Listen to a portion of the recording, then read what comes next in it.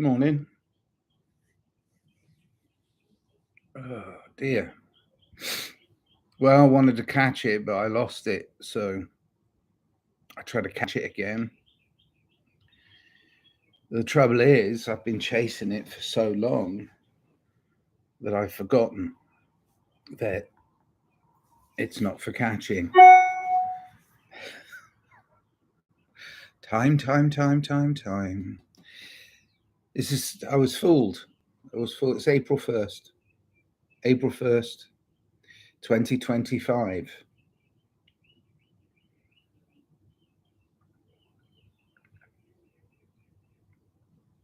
Oh, I try to catch it every morning, but obviously I miss it. But I tried to catch that opening salvo, that first wave of what it is that I am, that I really, at the core of me, because this one's going to be about me, right? Surprise. No.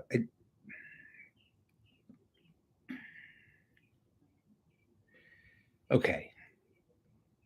It's going to start with a little story. I went into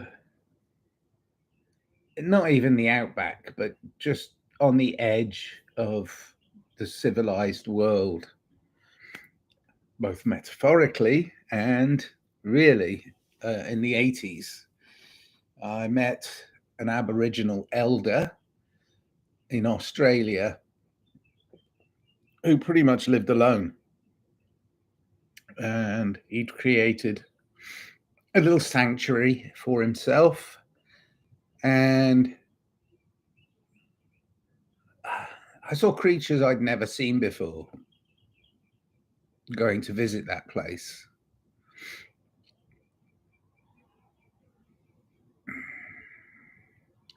And he told me about Dreamtime.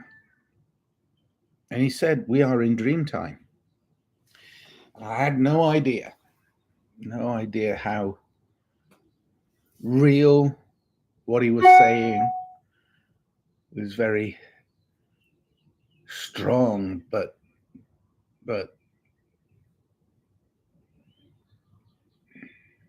sure voice of with Dreamtime. We are in Dreamtime.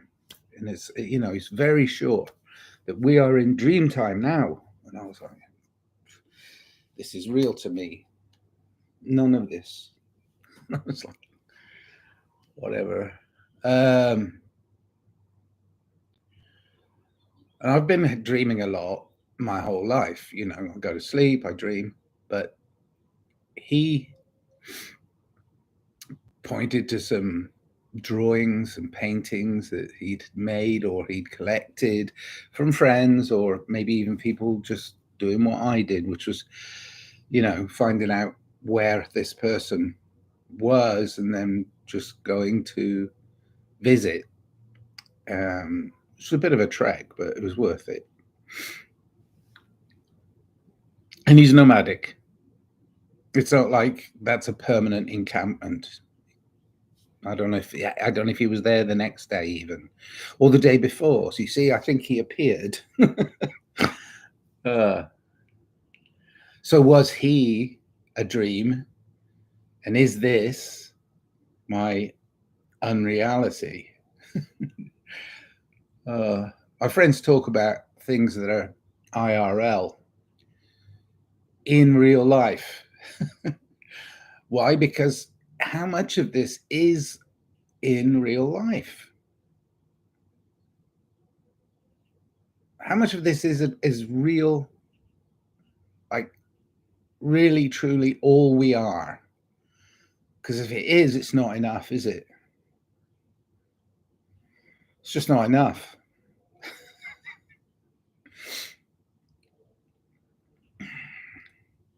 I mean, you can reassemble and rearrange, and you can go and gather a bunch of money, and you can get a bunch of things, and you can put them in a pile, and you can say that's real, or you can give all those things away, and rely on your own self you know, as a survival mechanism, and just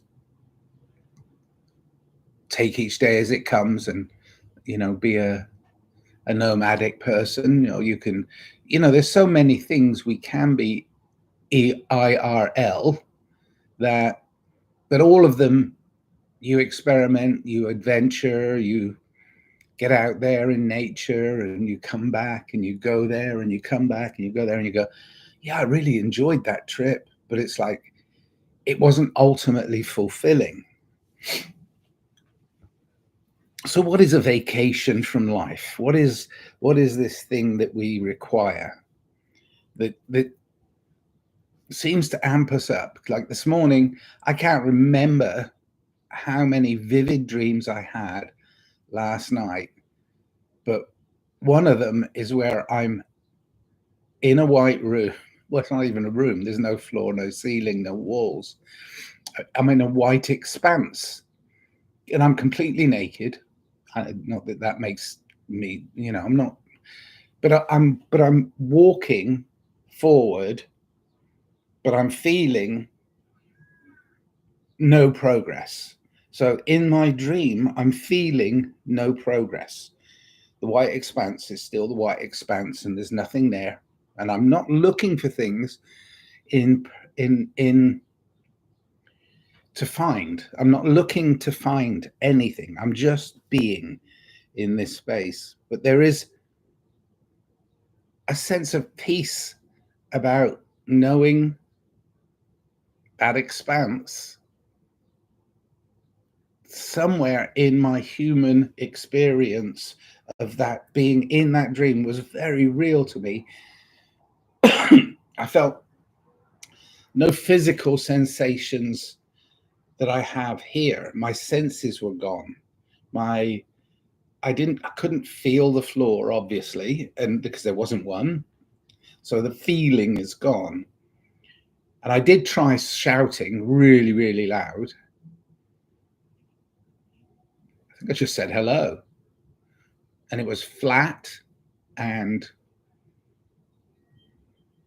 just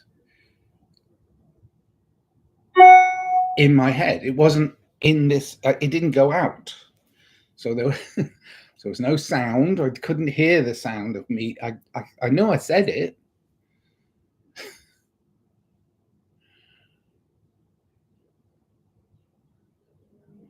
But that's only a tiny part of the dream. I mean, it's the bits that come back to me are really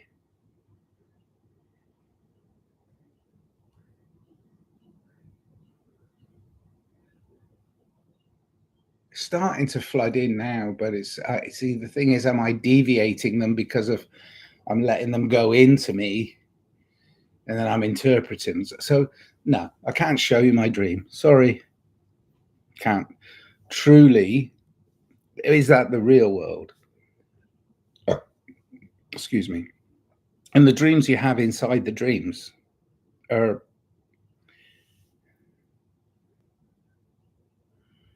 yeah, I woke up.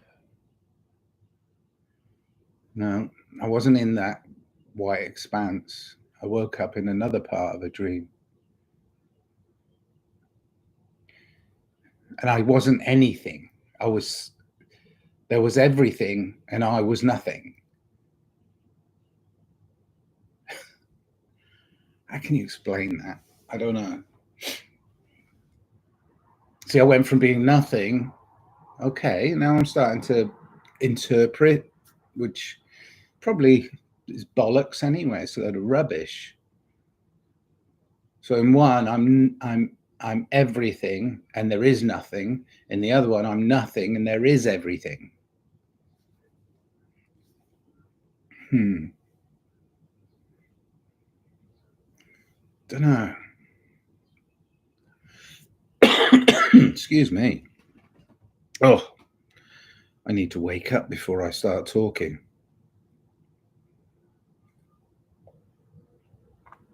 Oh, why it's worth it. I think that's what I called this. Why it's worth it. Why it's worth what? And what is it? life. What is life?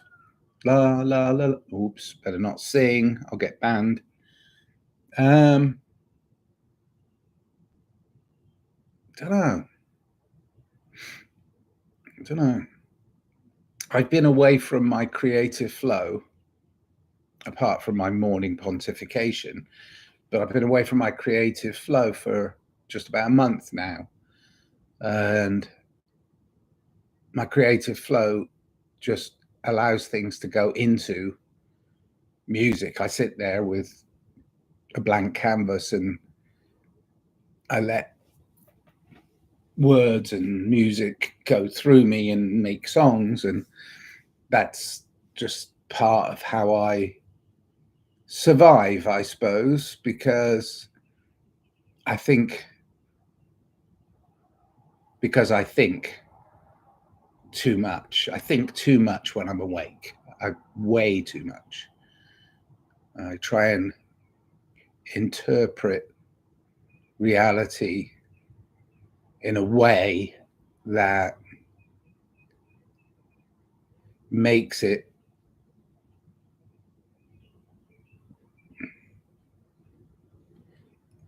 more interesting than the way in which it's presented. It's not presented in an interesting way.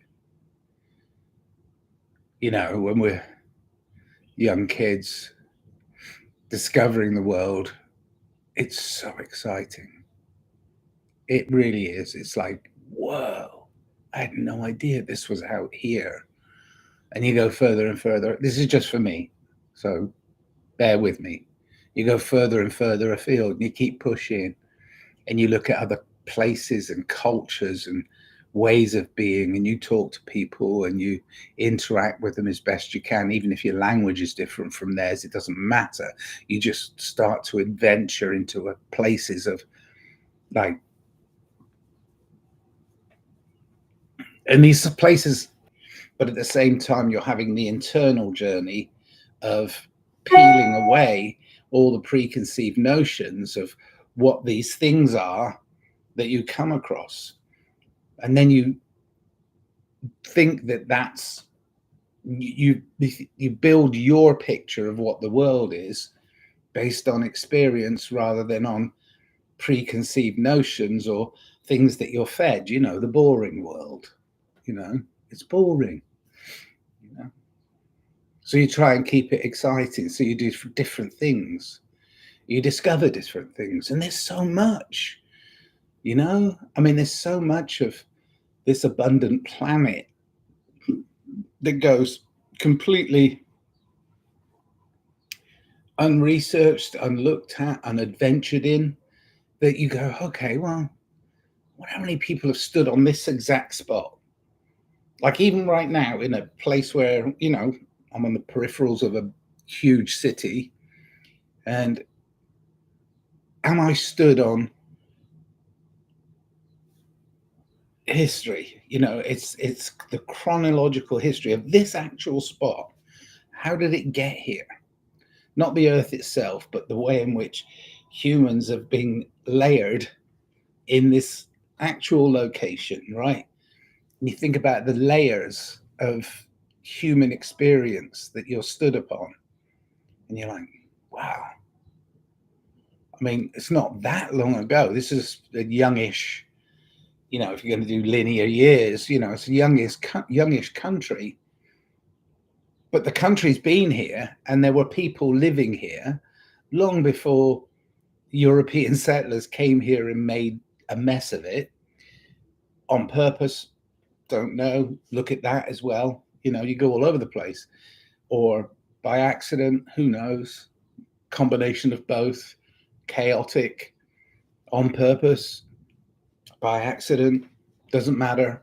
Find out why, and you just, and layers upon layers, and everywhere I've gone in this, on this abundant earth, which, you know, is a tiny little trail around the earth. I mean, yeah, sure, I zigzagged all over the place, but I went circumnavigated the world in the 80s, and I've been out lots of times since to different places. But every time I'm thinking, well, how can we connect to the metaphysical, spiritual history of our human experience. I mean, there's a lot of things you think, okay, well, that's not real, or is it real?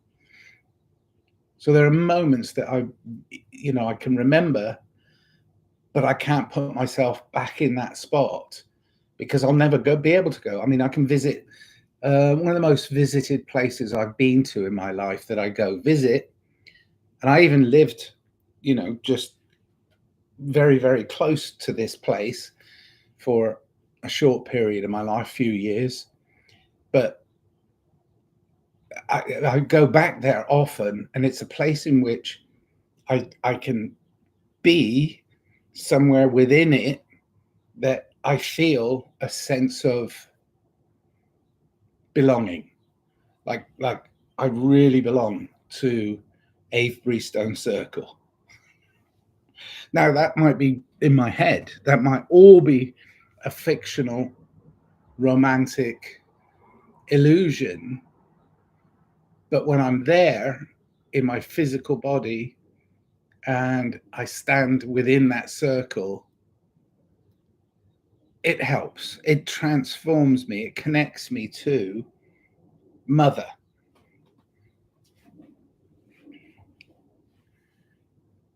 And this connection, this, for me and for many people, this need to belong to something, to belong to their club, to their family, to their tribe, is so radically important within their psyche that they'll do anything to belong in a group, to be accepted for who they really are. That's where we've been segregated, I think, in our history.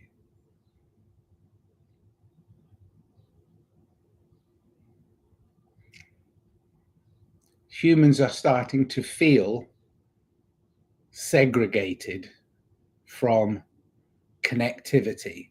And it's not, that sort of connectivity. It's more a sense of belonging. And I'm not talking for anybody else but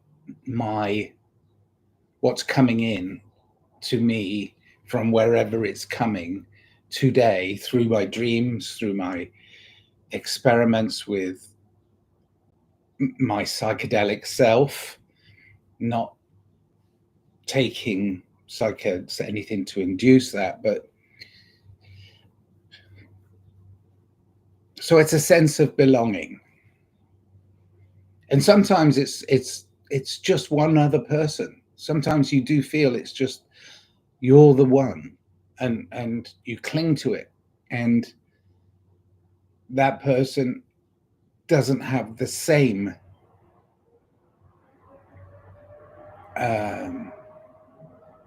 sense of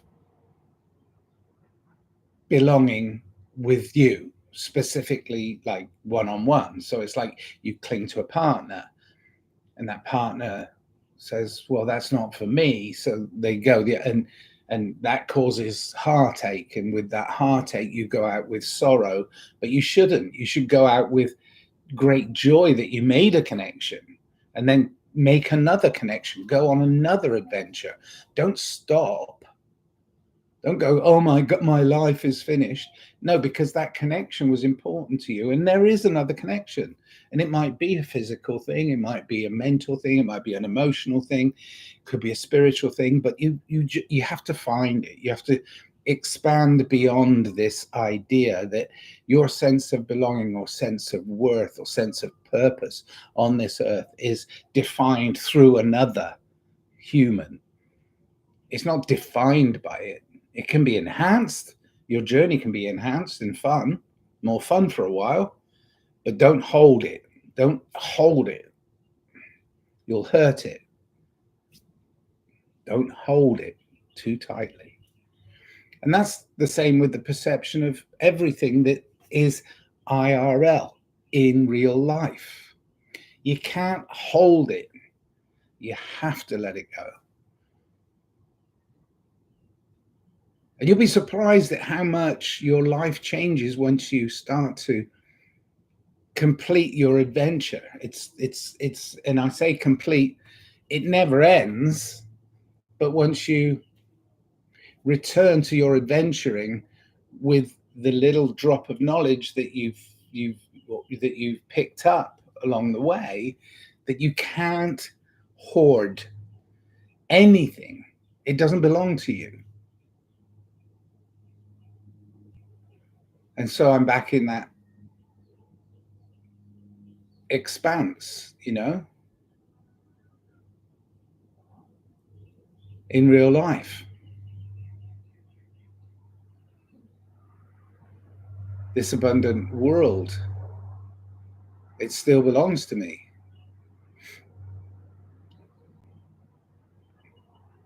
A three-dimensional reality that I fully accept as part of my perception. Yep, these are 3 dimensions. Wow. But also connecting to my inner,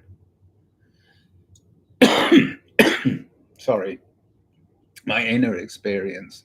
So I bring my knowledge to this 3-dimensional world, and I realize that this too is illusory. It is to be shaped by my projected reality within. So on occasions it will flicker and I will see the white expanse and me walking naked, which is the sadness that I carry inside. And my sadness is the lack of connectivity. And it doesn't happen very often for me. But I'm starting to, you know, slap back into this perceived reality. I'm starting to see in others this desperate loneliness being their driving force, their need to connect or belong to something. And they'll try many things that will harm them. And our current history is showing that that too repeats. It's slightly different this time. Different colored hair, different eyes, different body shapes, different trees, different landscape. It's different this time. Well, that's exciting. And they go in and then they go, no, this is the same. And they're disappointed.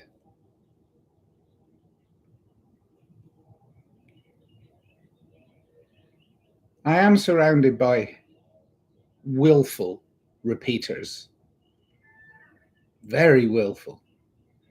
No acceptance of that what is, and every acceptance of that which was.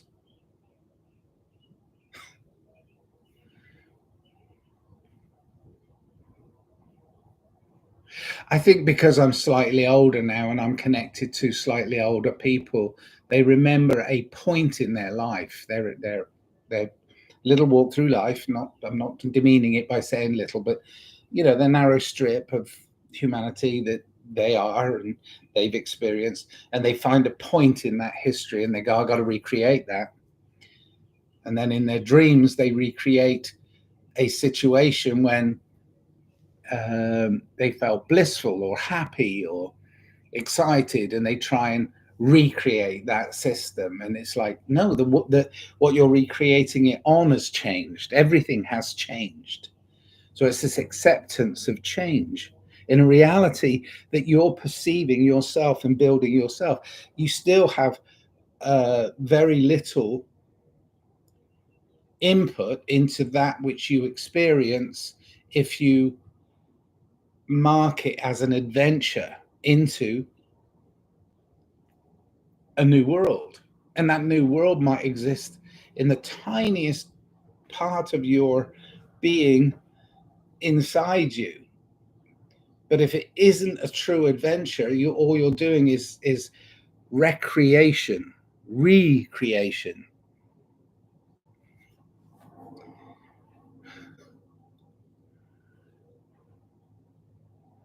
Sure, I like the feelings, some of the physical, mental, emotional, spiritual feelings I've had in my life, little experiences.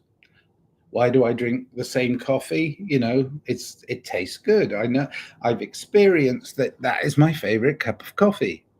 The first one in the morning.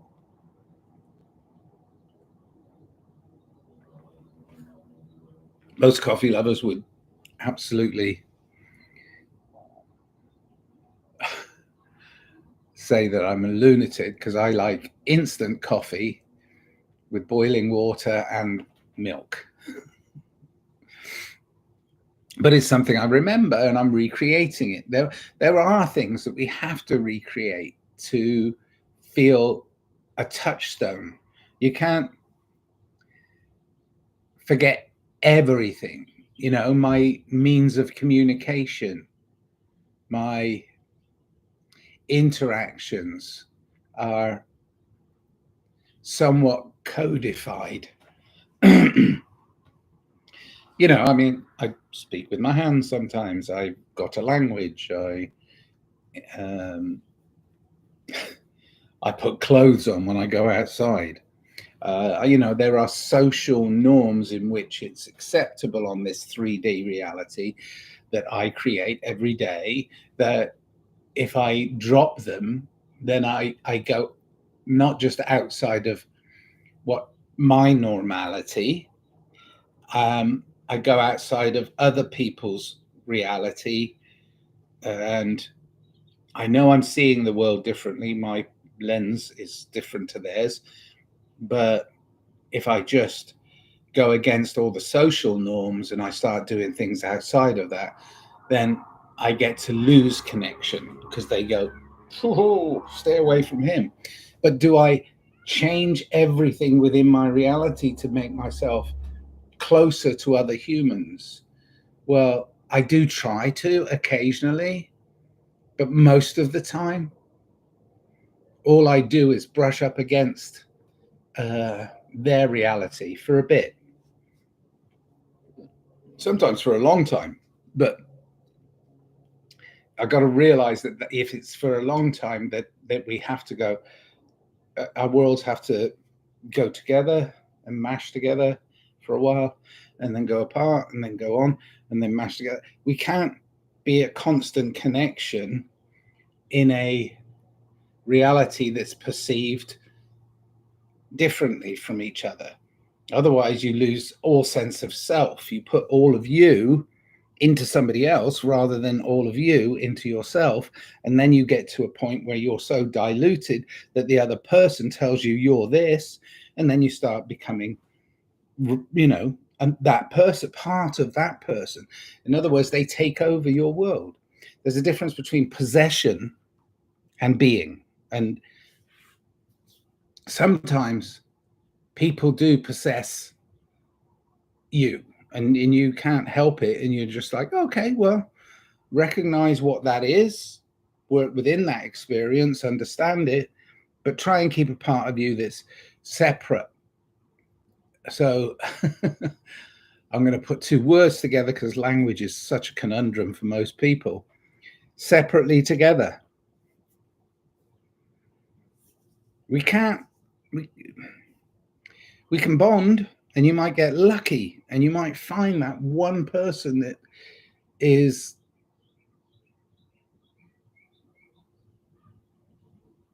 enough, but it wasn't ever going to be enough for me. And I'm okay with that. No one else makes me. I make me. Who makes me? I don't know. packet of crisps. I always say packet of crisps when I've run out of words. I've run out of words of describing this human experience. My human experience specifically is so psychedelic. I know from all of my interactions with all of the different people all over the place that I've seen, which is not everybody, it's a very small amount, probably goes into the tens of thousands, but it's still at 68, coming on 69 years of age on this human experience. I still have no clue, absolutely no clue as to what's next. And I like it that way because it's an adventure. Now, most people that I meet and interact with, especially in this very young country, feel the need to know what's next.